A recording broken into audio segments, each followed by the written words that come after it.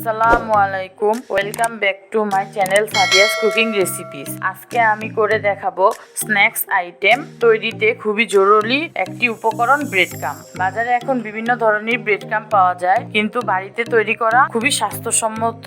তাই আমি আজকে আপনাদের 3 ধরনের ব্রেড ক্রাম্ব তৈরি করে দেখাবো। আশা করছি আপনাদের কাছে ভালো লাগবে। ভালো লাগলে আমার চ্যানেলটি সাবস্ক্রাইব করতে ভুলবেন না। ব্রেড ক্রাম্ব তৈরি করতে আমি ব্যবহার করছি বাজারে যে নরমাল পাউরুটি পাওয়া যায় সেগুলো। কোনোভাবেই এখানে বাটার ব্রেড বা মিল্ক ব্রেড ব্যবহার করা যাবে না। প্রথমে আমি তৈরি করে নিচ্ছি ব্রাউন ব্রেড ক্রাম্ব। সেজন্য প্রথমে আমি পাউরুটি নিয়ে একটা ছুরির সাহায্যে বাইরের যে কাস্টার্ড গুলো আছে সেগুলো আলাদা করে নিচ্ছি। তারপর পাউরুটি গুলোকে ছোট ছোট টুকরো করে নিচ্ছি।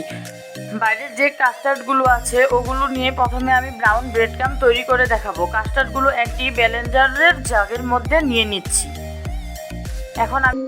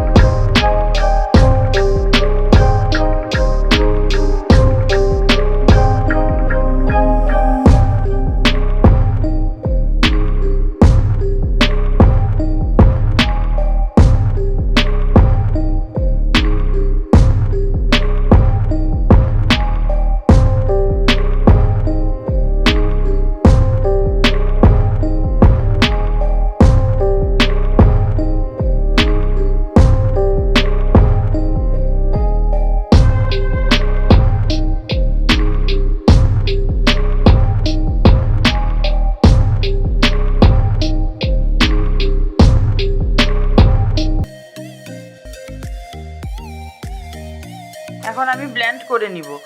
ব্লেন্ড করা শেষে একটি প্লেটে নামিয়ে নিব। তারপর সবগুলো ব্রেড ক্রাম্ব আমি হাঁড়িতে দিয়ে আবার আগের মতোই ভেজে নিব। ব্রেড ক্রাম্বগুলো অনবরত নেড়েচেড়ে ভাজা শেষ হয়ে গেলে একটা পাত্রে নামিয়ে নিব।